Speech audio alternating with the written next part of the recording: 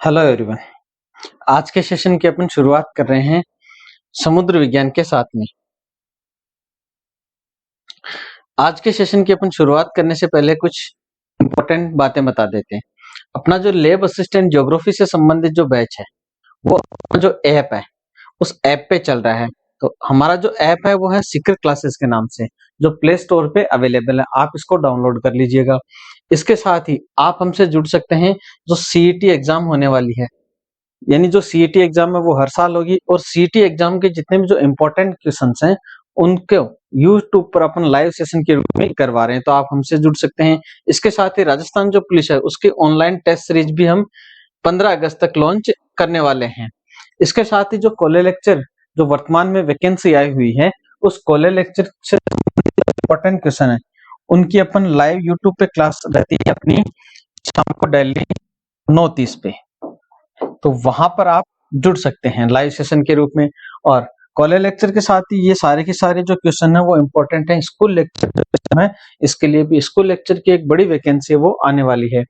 इसके साथ ही पशु परिचय का जो बैच है वो भी विज्ञप्ति आने के साथ ही अपना जो ऐप है इस पे अवेलेबल रहेगा सीक्रेट क्लासेस के ऊपर।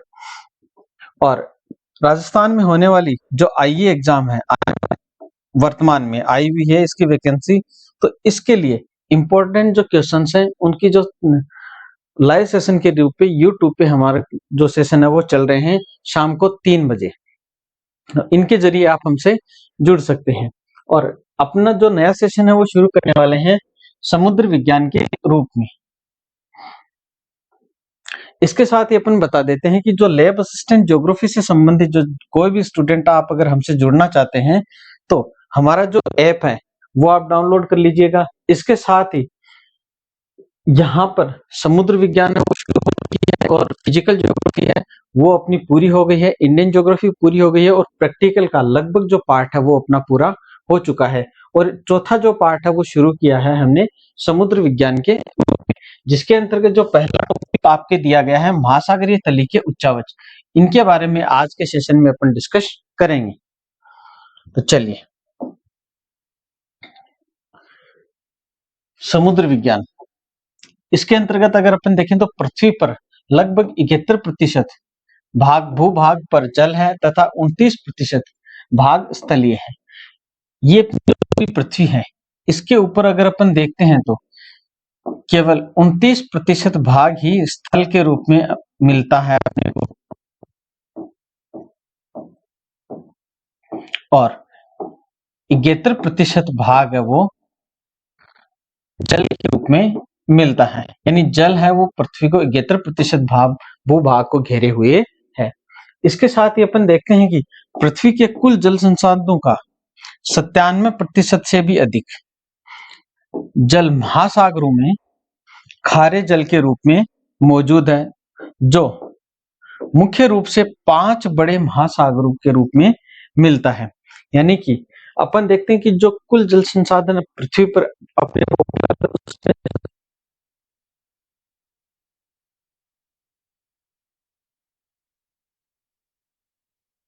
हैं उनमें अपना ये जो जल है वो मिलता है। जैसे अपन देखते हैं प्रशांत महासागर जो सबसे बड़ा महासागर है उसमें, उसके बाद में अटलांटिक महासागर में मिलता है, नंबर 3 पे आता है हिंद महासागर, और 4 पे है दक्षिणी।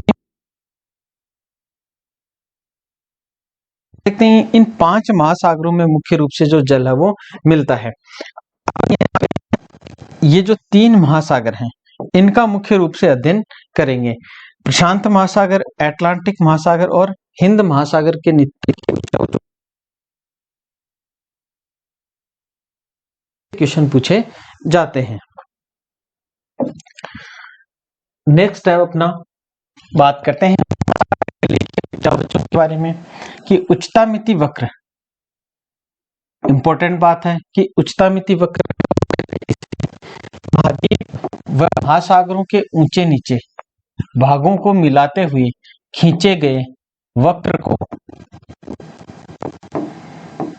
उच्चता मिति वक्र कहा जाता है। इसमें समुद्र तल से महाद्वीपों की औसत ऊंचाई 840 मीटर है तथा महासागरों की औसत गहराई 3800 मीटर है। यहाँ पर ये जो लाइन लिखी हुई है, चारों लाइन, ये बहुत इंपॉर्टेंट है। यानी कि पहली तो उच्चतामिति वक्र के बारे में बात पूछ ली, यानी उच्चतामिति वक्र कहते किसे हैं। जैसे अपन देखते हैं कि ये है पर्वत, पठार आ गए, उसके बाद मैदानी भाग आ गया, और उसके बाद में अपने समुद्र आ गए, सागर आ गया। तो इनको मिलाते हुए जो एक रेखा खींची जाती है उसे अपन उच्चतामिति वक्र के नाम से जानते हैं। ये आगे सागर।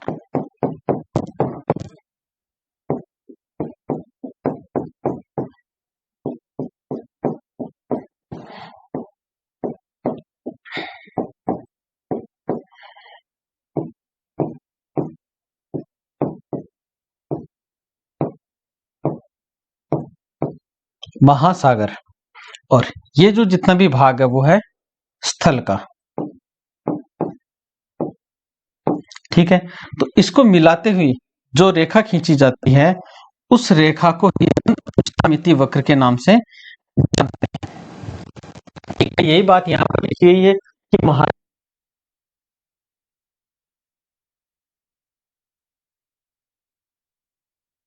नाम से जानते हैं। इसके बाद नेक्स्ट जो लाइन लिखी हुई है उसमें अपन देखते हैं कि महाद्वीपों की जो औसत ऊंचाई है वो है 840 मीटर।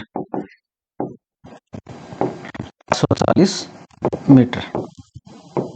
और महासागरों की जो औसत गहराई है वो है 3800 मीटर। ये दोनों ही बात बहुत इंपॉर्टेंट है, क्योंकि एग्जामिनर यहां से सीधा सीधा क्वेश्चन पूछ सकता है कि महाद्वीपों की जो औसत ऊंचाई है वो कितनी है, 840 मीटर, और महासागरों की औसत जो गहराई है वो है 3800 मीटर है। चलिए नेक्स्ट बात करते हैं अपन।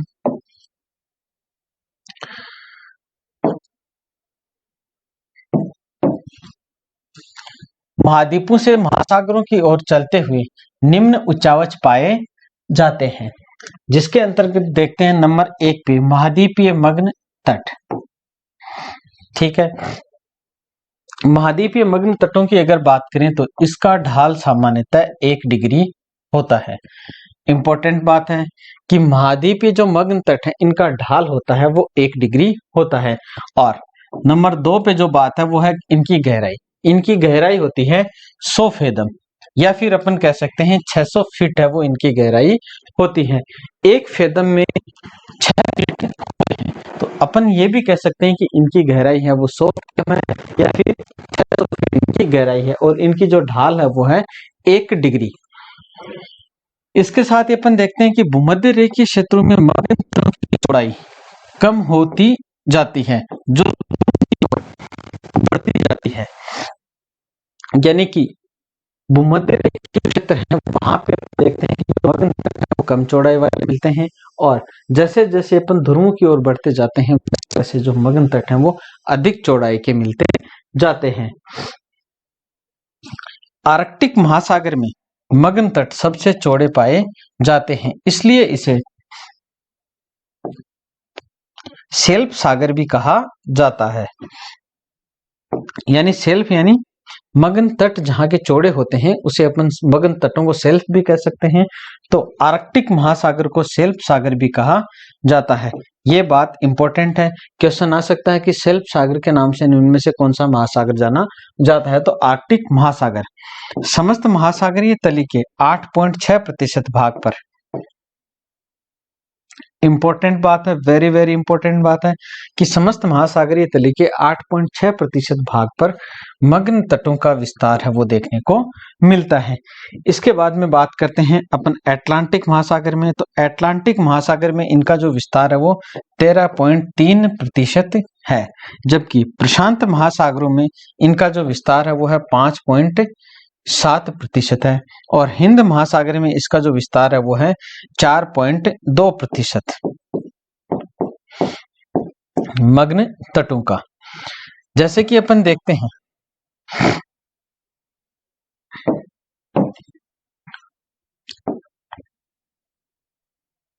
ये पहाड़, ये पठार, ये मैदान आ गए, उसके बाद में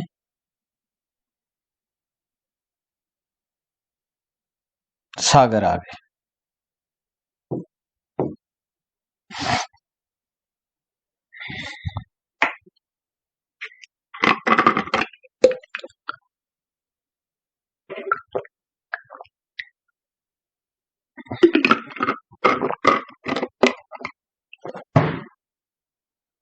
तो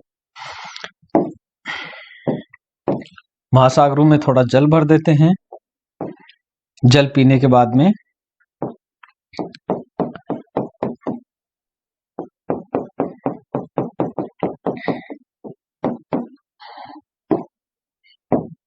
महासागरों में कुछ अपने को पहाड़ियां मिलती हैं, कुछ चपटे शिखर वाली पहाड़ियां भी मिलती हैं। ये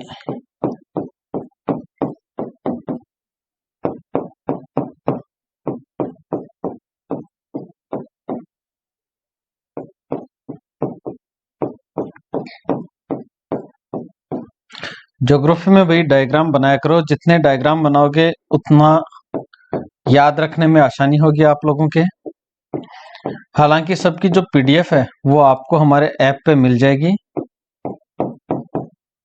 फिर भी डायग्राम बनाने आने चाहिए।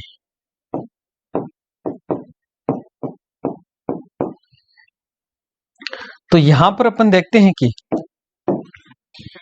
ये तो अपने पर्वत शिखर हैं, इनकी ऊंचाई अपन ने बताई थी 840 मीटर। पठार आ गए, पठारों के बाद में आगे मैदानी भाग आ गया, फिर ये समुद्री तली आ गई। इसका अपने को अध्ययन करना है। और महासागरों की जो औसत गहराई है वो अपन ने बताई थी 3800 मीटर बताई थी। सबसे पहले अपन ने बात की इस भूभाग की, यानी जैसे ही अपन महाद्वीपों से सागर की ओर चलते हैं तो सबसे पहला जो भाग आता है उसे अपन महाद्वीपीय मग्न तट के नाम से जानते हैं। इसके बारे में अपन ने सबसे पहले अध्ययन किया। इसकी अपन ने सबसे पहले तो गहराई की बात की। तो इसकी जो गहराई है वो अपने को कितनी मिलती है? 100 फैदम। ठीक है, नाम है इसका महाद्वीपीय मग्न तट। ढाल की अगर अपन बात करें तो इसका जो ढाल है वो मिलता है अपने को 1 डिग्री। ठीक है, इसके बाद में नेक्स्ट अपन बात करते हैं, नंबर 2 पे आता है अपना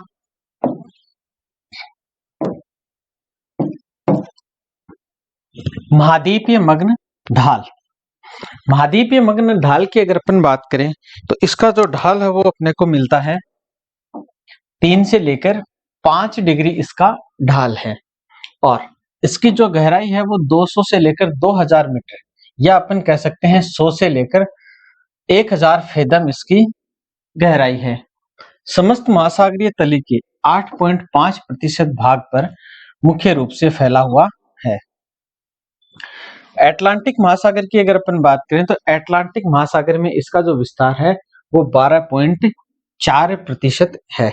यानी अटलांटिक महासागर के मग्न तट हैं वो भी चौड़े हैं, और जो मग्न ढाल है वो भी यहाँ पर चौड़ा मिलता है। प्रशांत महासागर में इनका जो विस्तार है वो 7% है, जबकि हिंद महासागर में इसका जो विस्तार है वो 6.5% है।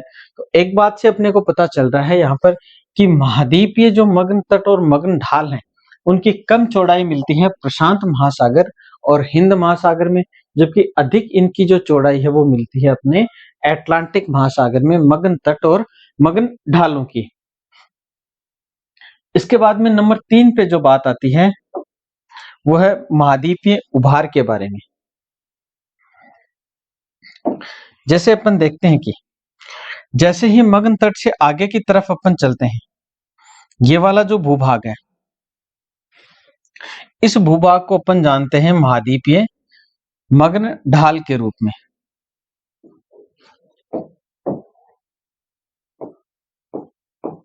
मग्न ढाल के रूप में जानते हैं इसको। इसका जो ढाल है वो कितना है? 3 डिग्री से लेकर 5 डिग्री इसका ढाल है और इसकी जो गहराई है वो है 200 से लेकर 2000 मीटर इसकी गहराई अपने को मिलती है। मग्न ढाल से जस्ट आगे की तरफ अगर अपन चलते हैं, ये वाला जो भूभाग है जहां पर महाद्वीप और महासागरीय जो तली है वो मिलते हैं, इस भाग को अपन जानते हैं महाद्वीपीय उभार के नाम से। ये जो उभार है इसका ढाल अपने को अत्यधिक खड़ा ढाल देखने को मिलता है, यानी 20 डिग्री से लेकर 30 डिग्री या इससे भी ज्यादा है वो इसका ढाल हो सकता है, तो वो अपने को यहाँ पर मिलता है। ठीक है, इसकी अगर गहराई की बात करते हैं तो 2000 मीटर से अधिक ये गहरा है। 2000 मीटर से लेकर लगभग 3000 मीटर तक इसकी गहराई है वो देखने को मिलती है। इसके बाद में जस्ट इससे जो आगे वाला भाग आता है, जो जितना भी समतल भूभाग है, ये वाला, इस भूभाग को अपन जानते हैं महासागरीय मैदान के रूप में। महासागरीय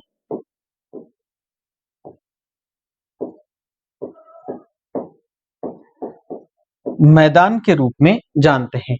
इसका जो ढाल है वो अत्यंत मंद ढाल होता है, यानी अपन कह सकते हैं इसका जो ढाल है वो 1 डिग्री से भी कम होता है। जैसा अपन धरातल पे देखते हैं समतल मैदान, उसी प्रकार के जो समतल मैदान है वो अपने को महासागरों में मिलते हैं। इन्हीं मैदानों के ऊपर कुछ पहाड़ियां और कुछ पर्वत होते हैं।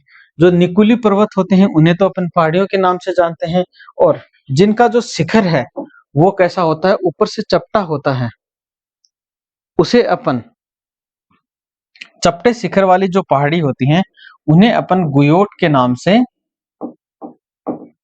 जानते हैं।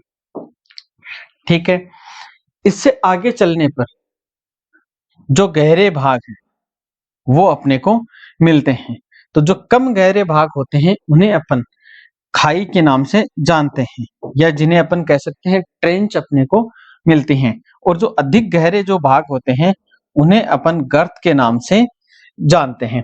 तो इस प्रकार से अपन देखते हैं कि जैसे ही अपन महाद्वीपों से सागर के अंदर चलते हैं तो महासागरीय तली में अपने को निम्न प्रकार के उच्चावच है वो मिलते हैं। एग्जामिनर जो क्वेश्चन पूछता है वो यहीं से पूछ लेता है लगभग जो बातें हैं, यानी कि ये सारी की सारी बातें हैं वो इंपॉर्टेंट बातें हैं कि सबसे पहले जो मग्न तट आता है, उसके बाद में मग्न ढाल आता है, और नंबर 3 पे आता है महाद्वीपीय जो उभार है वो आता है, और नंबर 4 पे महासागरीय मैदान, और 5 पे जो बात आती है वो है गर्तों की। इस प्रकार से अपन देखते हैं कि सागरीय तली के अंदर इस प्रकार के उच्चावच वो मिलते हैं। चलिए नेक्स्ट स्लाइड में अपन बात करते हैं आगे की महाद्वीपीय उभार के बारे में। इसका जो ढाल है वो 20 डिग्री से लेकर 30 डिग्री तक इसका ढाल है वो मिलता है। गहराई की अपन ने बात की, इसकी जो गहराई है वो 2000 से लेकर 3000 मीटर तक इसकी गहराई मिलती है। यहाँ पर महाद्वीपीय व महासागरीय क्रस्ट मिलती है। ये बात भी अपन ने की कि जो उभार होता है वहां पर महाद्वीपीय और महासागरीय जो क्रस्ट है उसका मिलन स्थान है।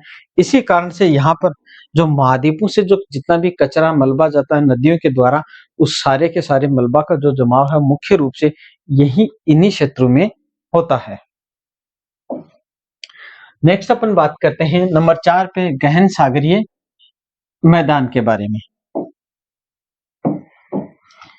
मैदान के ढालों की अगर अपन बात करें तो इसका ढाल होता है वो अत्यंत मंद ढाल होता है, या अपन कह सकते हैं कि लगभग 1 डिग्री से भी जो कम ढाल है वो यहाँ पर देखने को मिलता है। इसकी जो गहराई है वो लगभग 3000 से लेकर 6000 तक मीटर तक है।